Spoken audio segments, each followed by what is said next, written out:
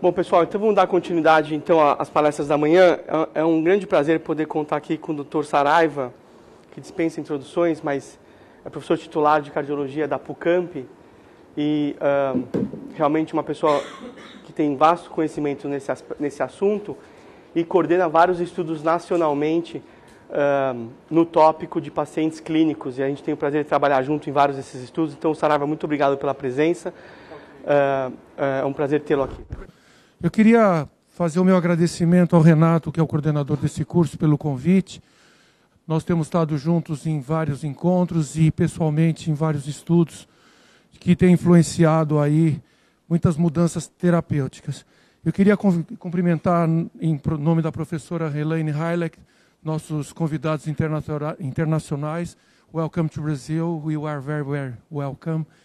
E eu vou falar nos próximos 15 ou 20 minutos com os senhores sobre a questão relacionada aos pacientes clínicos e prevenção de eventos tromboembólicos.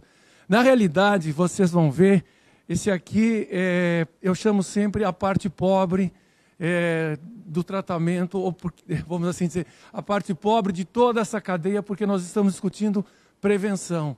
E nem sempre a prevenção ela é vista com a mesma agressividade que nós temos em relação a pacientes que já têm a doença instalada. Eu estou envolvido com todos esses estudos, esses são os meus conflitos de interesse. Muito bem. Todos vocês, e aqui teve várias discussões até o presente momento, em relação à trombose venosa profunda e as consequências delas. E a maior consequência, a Ludmila me antecedeu, é uma consequência dramática, que é a morte súbita desencadeada pela embolia de pulmão. Eu diria que este é o pior cenário.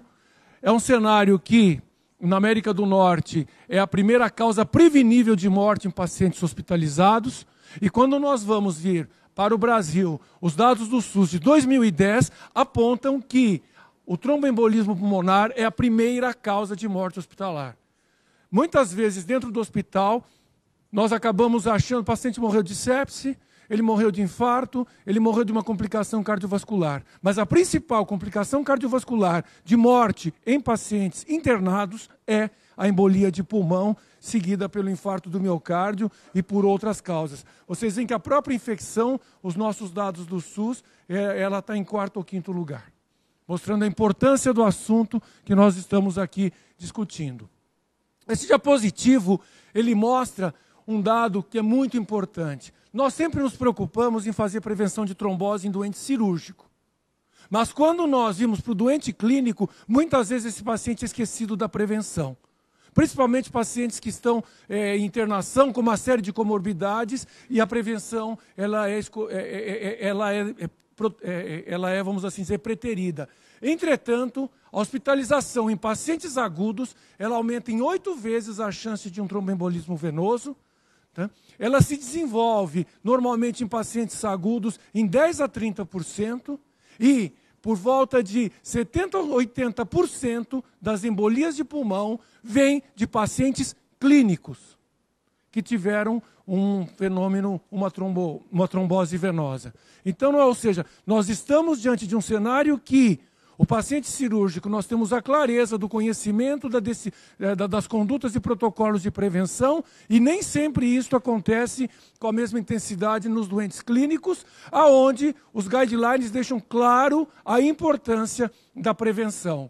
E nós avançamos muito em relação, a essa questão da prevenção. E, na realidade, o que nós estamos discutindo aqui é a base dessa pirâmide que complica com a morte, caso esses pacientes não sejam corretamente tratados. E me coube aqui discutir com os senhores especificamente antes dessa base, que é a prevenção da trombose venosa profunda. E quando nós estamos discutindo isso, nós temos que ter em mente a importância que alguns fatores de risco trazem para o desenvolvimento de trombose venosa e embolia de pulmão. Esse score, que é o score de Padua, mas tem vários outros, eu trouxe ele porque acho ele bastante didático. Ele pontua alguns fatores de risco, como pacientes com neoplasia, pacientes com eventos trombóticos pré-existentes, pacientes imobilizados, pacientes com trombofilia, pacientes cirúrgicos, que nós não vamos discutir agora, e alguns fatores clínicos muito importantes. Idade, falência respiratória ou cardíaca, infarto agudo do miocárdio, quadros infecto-contagiosos, obesidade e terapia hormonal. Sempre tenham isso em mente dentro de um doente hospitalizado para que vocês, através deste conjunto de fatores, vocês possam pontuar esses pacientes. Nós não temos a menor dúvida da importância da prevenção em pacientes hospitalizados em relação à prevenção de TVP. Aqui nós temos 3 grandes estudos que envolveram enoxaparina, dalteparina e o fondaparinux. E esses 3 medicamentos mostraram-se eficazes na prevenção de trombose venosa profunda em pacientes clínicos hospitalizados. A partir desses 3 principais estudos envolvendo esses medicamentos, as diretrizes elas tiveram um posicionamento, além do que tornou-se antiético fazer estudos contra placebo em pacientes hospitalizados. Ou seja, as diretrizes em relação à questão da prevenção em pacientes clínicos, elas recomendam a heparina de baixo peso molecular, a heparina não fracionada ou a fondaparinux como estratégias de prevenção. Entretanto, em pacientes de baixo risco, que não pontuam e que estão simplesmente internados por qualquer outro motivo, não existe a recomendação de profilaxia farmacológica ou mecânica. Muito bem, até aí eu acho que eu não trouxe grandes informações para os senhores, nós simplesmente estamos fazendo uma revisão rápida da literatura. A questão é, o que fazer quando esses pacientes, por uma razão ou por outra, e particularmente por alto de risco de sangramento, não podem receber uma medicação, não podem receber um anticoagulante. E aí, a importância das meias de compressão mecânica, né, das malhas de compressão, a chamada compressão pneumática intermitente e a redução de eventos trombóticos. Aqui, esse estudo foi um estudo muito interessante, porque ele mostrou que, diante da impossibilidade clínica de se realizar uma anticoagulação adequada, é possível usar esse sistema de compressão pneumática com uma redução eficaz na possibilidade da formação de trombos nesses pacientes que foram acompanhados num período de 6 meses. De tal sorte que as diretrizes elas deixam claro que pacientes com alto risco de sangramento, o uso da compressão mecânica pneumática, de meias compressivas pneumáticas, ele é uma alternativa, e eu diria que todo hospital tem que ter esse equipamento. Porque isto, de fato, é uma alternativa que pode ser utilizada nesse grupo de pacientes. Muito bem, a questão que começa a discussão da minha apresentação, ela reside neste problema. O que fazer com o paciente clínico pós-alta? O que fazer com o paciente clínico que vai para casa imobilizado? Porque ele tem uma sequela de AVC? Porque ele tem uma doença neurológica? Porque ele tem uma patologia onde ele fica acamado? E aí nós não podemos esquecer que nós não estamos olhando mais o paciente porque ele foi para casa. Nem por isso o risco dele é menor. Vejam a taxa de eventos tromboembólicos nas primeiras semanas, no primeiro mês de pacientes após a alta, aqui em vermelho. E vocês veem que 70% de eventos tromboembólicos acontecem no primeiro mês pós-alta. E este risco, embora ele diminua, ele continua existindo. Ou seja, nós temos que, se nós aprendemos a fazer profilaxia intra-hospitalar, nós tínhamos que responder essa pergunta. O que fazer quando o paciente vai para casa? E aí 3 estudos, nos últimos anos, foram endereçados a responder essa pergunta. Um dado muito importante que eu trouxe dessa publicação foi quem são os pacientes que vão para casa que estão sob risco. Isso aqui é uma base de dados norte-americana muito interessante, porque eles acompanharam 141 mil pacientes pós-alta com eventos tromboembólicos no período de alta. E quem foram os marcadores? Idade, história prévia de trombose, a questão da trombofilia, varicosidades, doenças neoplásicas, tempo de hospitalização acima de 3 dias e rehospitalização. E vejam, história pregressa de eventos trombóticos e história de rehospitalização foram os principais marcadores. Então, vocês têm um paciente acamado em domicílio, olhem para esses fatores, porque vocês podem estar diante de um paciente de alto risco. E, naturalmente, eu trouxe essas informações que me parecem muito interessantes. Nós temos hoje, em pacientes clínicos, mais de 20 milhões de pacientes que encontram-se em patologias clínicas acamados, e nós temos esses pacientes, muitos deles acabam sobrevivendo à patologia de base. Entretanto, dados do estudo ADOPT e do estudo Magellan trazem o risco de trombose desses pacientes no pós-alta. Ou seja, mais uma vez, esses estudos reafirmaram essa questão. E, como eu disse aos senhores, 3 estudos tentaram responder essa pergunta: como agir diante de pacientes clínicos após alta que se encontram principalmente imobilizados e com restrição. E aqui nós temos, então, o estudo Magellan, o estudo ADOPT e o estudo Exclaim, sendo que o Magellan ele foi com rivaroxaban, o ADOPT com a apixabana e o Exclaim com enoxaparina. O que nós observamos, tanto no estudo Magellan quanto no estudo Exclaim com enoxaparina, nós tivemos um benefício em relação à questão da redução de eventos tromboembólicos, ou seja, os estudos mostraram favoráveis tanto com a rivaroxabana quanto com a enoxaparina, entretanto, com um nível não aceitável de sangramento maior. O estudo com a apixabana, que foi o estudo ADOPT, ele não mostrou superioridade com a apixabana e ainda assim nós tivemos um risco de sangramento. Ou seja, o resumo desses 3 estudos, 2 deles mostraram eficácia, entretanto com problemas de segurança. E quando nós discutimos isso, então, esses 3 estudos, os senhores podem perceber que, particularmente no estudo Exclaim e no estudo Magellan, nós tivemos uma superioridade com esses medicamentos na redução de eventos tromboembólicos. Entretanto, pagamos um preço. Qual o preço? De sangramentos relevantes, cujo aumento da taxa de sangramento neutralizou, atenuou os benefícios. E esse é o estado o qual nós nos encontramos atualmente.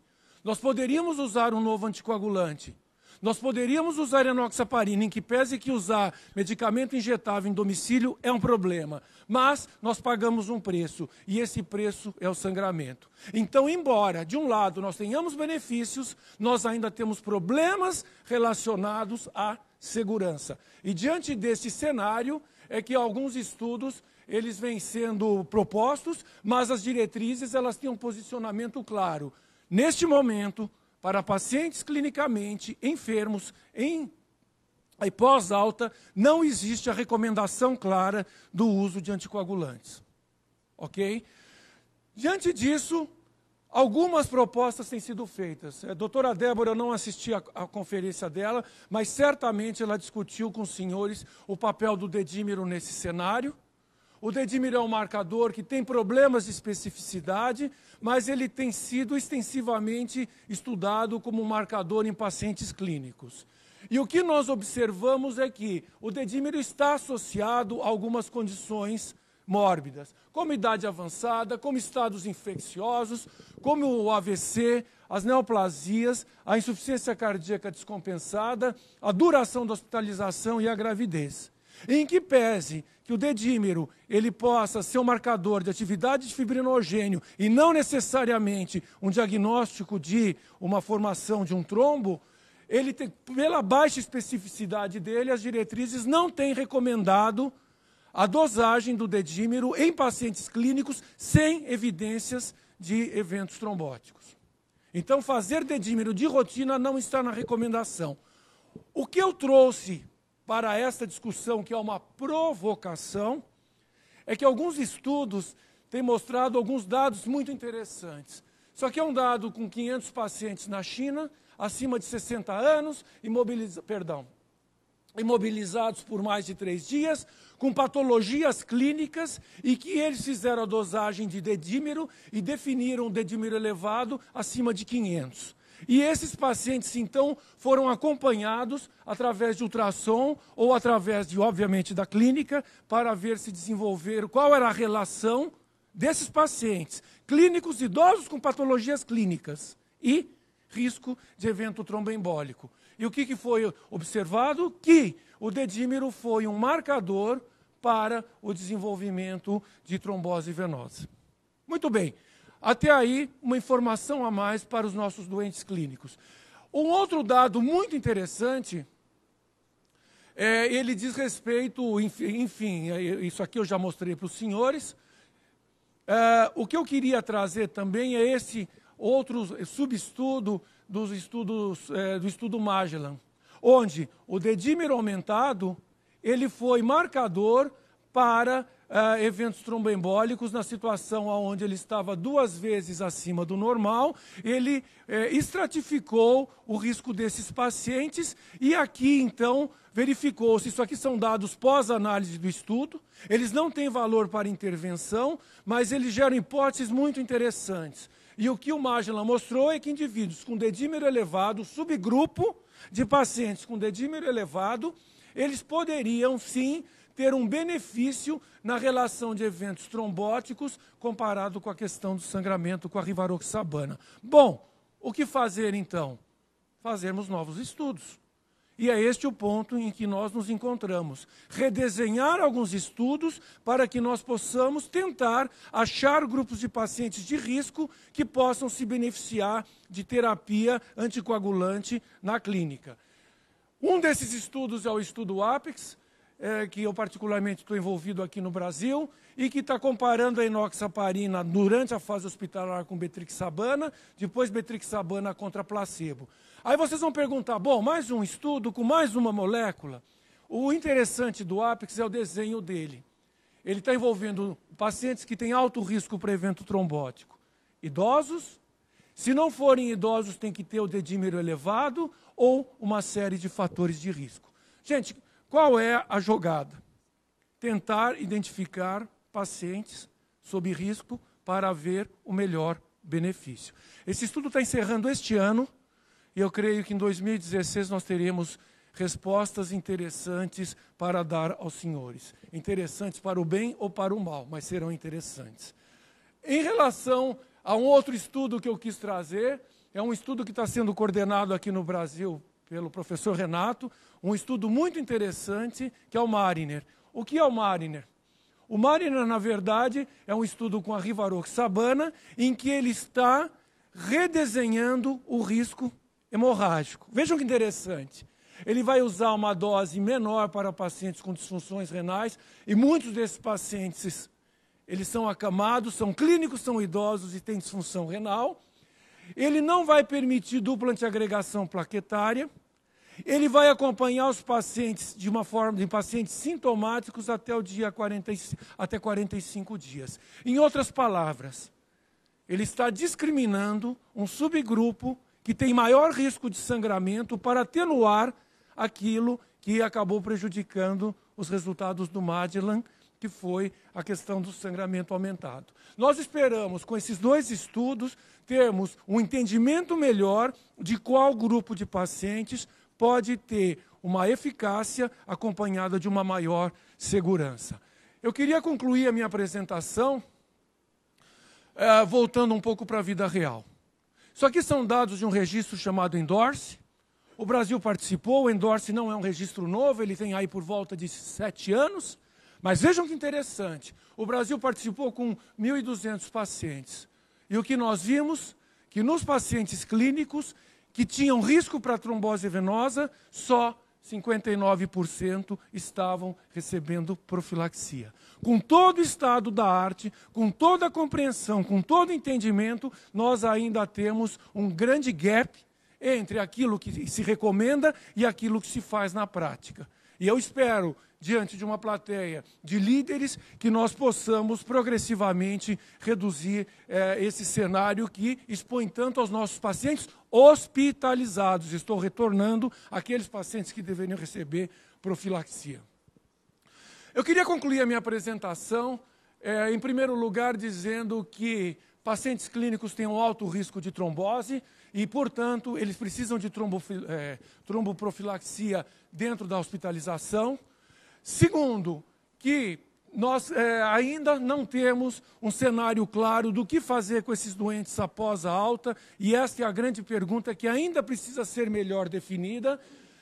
E eu queria lembrar que nós temos que olhar para esses pacientes hospitalizados no sentido de que muitos deles ainda merecem uma melhor assistência. E a quarta colocação que eu queria trazer, que eu não escrevi, nós temos estudos que estão iniciando e outros estudos que estão indo para uma finalização, com grupos de pacientes de alto risco, onde talvez nós possamos encontrar uma resposta correta para aqueles pacientes e achar pacientes que de fato possam se beneficiar da terapia antitrombótica após a alta na área clínica. Pessoal, muito obrigado.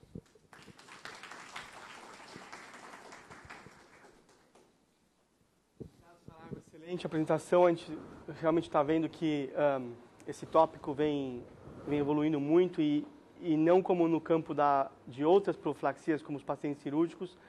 O paciente clínico é mais desafiador realmente, né?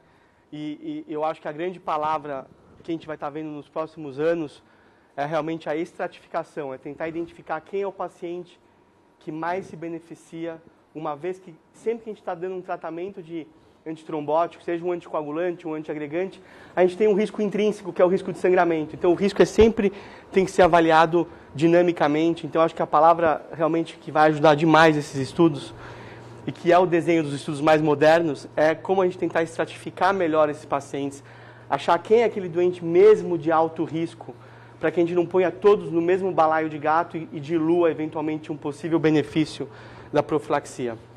Então, dando continuidade agora, queria agradecer, Saraiva.